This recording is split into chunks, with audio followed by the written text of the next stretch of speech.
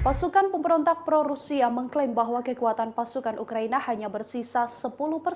Pasukan Kiev ini juga dilaporkan sudah mulai ciut nyali untuk menghadapi serangan dari tentara Rusia.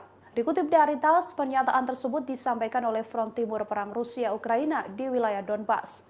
Pasukan pro-Rusia Republik Rakyat Donetsk atau DPR mengatakan saat ini pasukan militer Ukraina hanya bersisa 10% saja.